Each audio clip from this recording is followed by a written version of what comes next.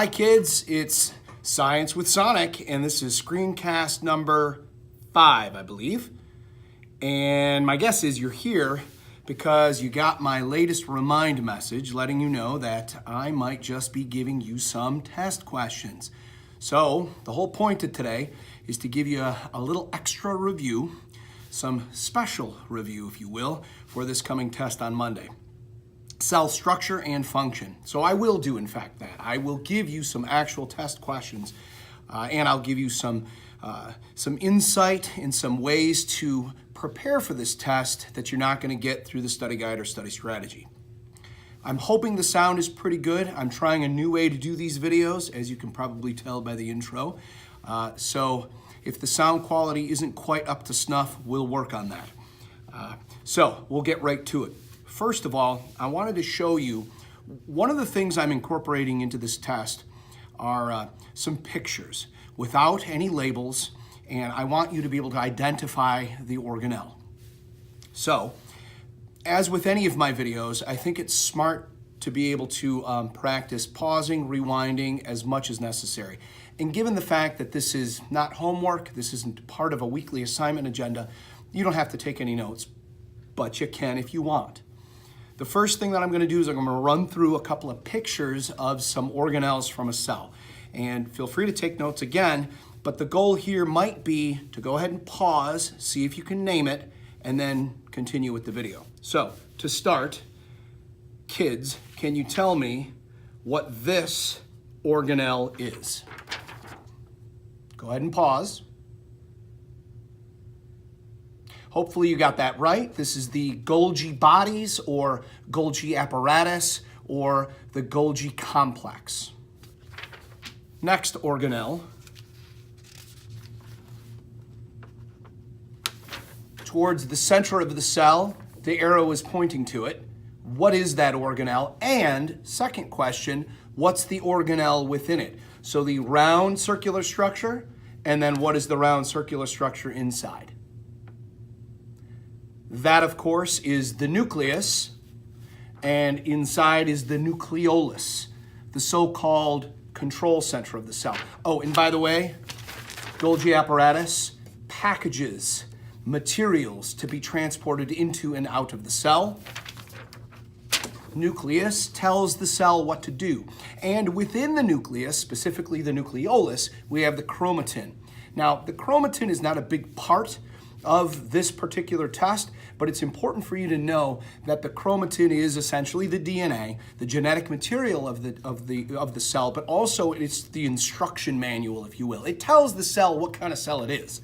So if it's a nerve cell, if it's a stomach lining cell, a muscular tissue cell, a smell cell within your nose, whatever the case is, the chromatin is sort of that instruction tablet for the cell. Next one. Skip those two. The next one is this bean-shaped structure. What is this guy? This is singular mitochondrion, mitochondria plural. And the job of this cell, just occurring to me that, while you're naming it, tell me what its job is. That'll be the second way that you can be preparing for it. The job of this cell, the function of this cell is, you got it, the powerhouse of the cell, the energy producer of the cell. This is where most cell respiration takes place. Next one. This one's a little smaller. And what's its job? You got it, it's the endoplasmic reticulum. Now, I'm not going to get too much into the fact that the smooth endoplasmic reticulum would be the part on the outside that has no ribosomes, and the rough endoplasmic reticulum would be the part surrounding the nucleus. And that's how you know what it is. It does sort of have that Golgi apparatus look to it, but you know it's different because it is snug up against the nucleus. And these are that maze of passageways throughout the cell connected to the so-called cytoskeleton to allow materials like proteins that come from the ribosomes to be spread out to the cell for whatever the cell might need, whether it's a building block or an amino acid for a particular process, etc. And notice where the nucleus is in this structure as well. Now, those are a couple of structures. I'm going to take a second right now to show you two different cells, and I want you to tell me, is it a plant cell? Is it an animal cell? That's an animal cell. That is a plant cell. Now, the big difference between the two, this is more boxy, more rigid because it's got a cell wall around it. That's sort of the telltale sign. If you remember from your own assignment of colorizing those two diagrams that we had, we wanted to make the plant cell more green to give it that feel that you know that it's a plant cell, because plant cells are green because of the copious amounts of chlorophyll that you find within them. You can see three different little bean structures that in this case are not mitochondria. Those are the red ones. The green ones that have a similar shape are the chloroplasts, and that's where a lot of the chlorophyll is, most of the chlorophyll is, and typically a plant is green because it's made of plant cells, yes, but those plant cells have so many chloroplasts within them, and when it has a ton of chloroplasts like that, it has a lot of chlorophyll, so the plant appears to you and I to be green. And then, of course, this is an animal cell because it's round, it has no cell wall, but because it's eukaryotic, remember what that means? Eukaryotic means large, complex, with many, many organelles, but big time characteristic of a eukaryotic cell, they both have, in this case, nuclei. Eukaryotic cells have nuclei, and again, this is the animal cell. Prokaryotic cells are bacteria, typically. Prokaryotic cells are simple. They have very few organelles, like ribosomes, oftentimes some mitochondria, but no nucleus. That's the big thing to remember about prokaryotic cells, is that they have no nuclei. Next little diagram, a little shift gears here, and reach over. Diagram. Now this is an important diagram to have. Now here's a little tip for you for the test. I'm going to give everybody a piece of scrap paper prior to the test. I would, if you ask for it, if you ask for it, I would recommend drawing this diagram.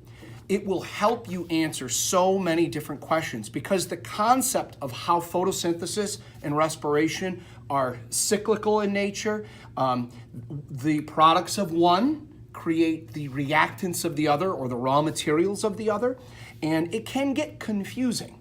The big thing to remember to start, and again, you can draw this when we're done, and then when you sit down to take the test, remember what you studied and recreate this so it's there on the scrap paper and you can apply it to different test questions.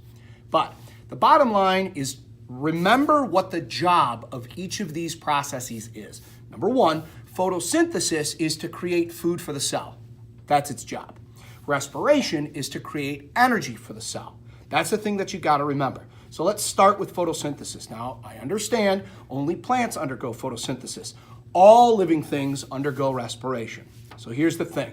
Photosynthesis. Remember even from grade school, but of course what you've been studying. What are the raw materials, otherwise known as reactants, of the photosynthetic equation? Now we can lift this up. Hopefully you remember right now. But the things necessary for a plant to grow are carbon dioxide and water. Okay, I'm going to lift that up.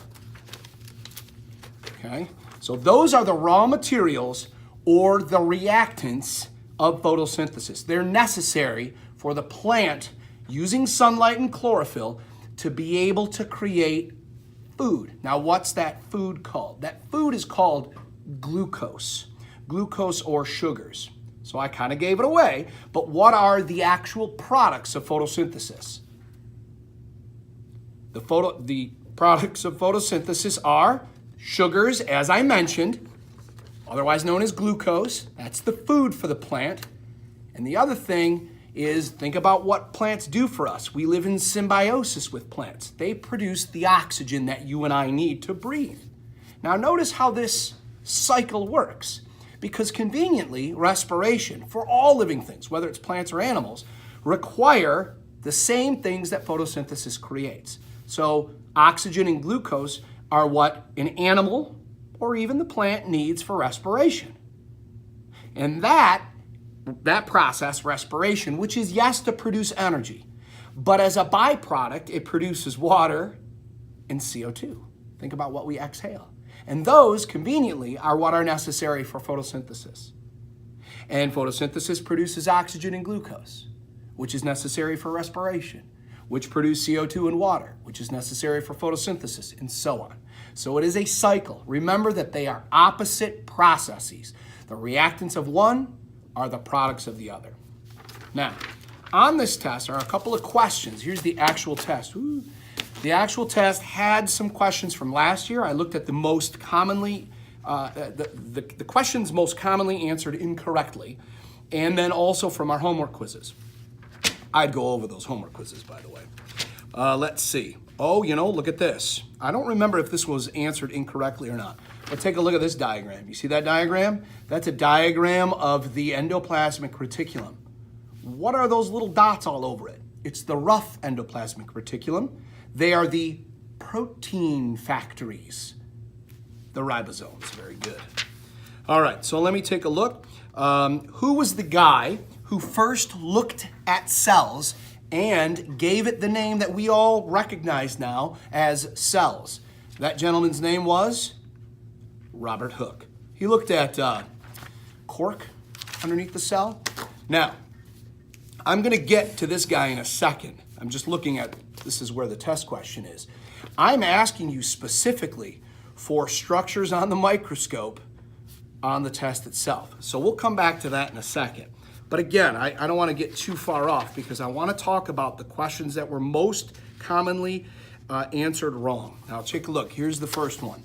Specialized cells are found only in A, animals, B, single-celled organisms, C, bacteria, or D, many-celled organisms.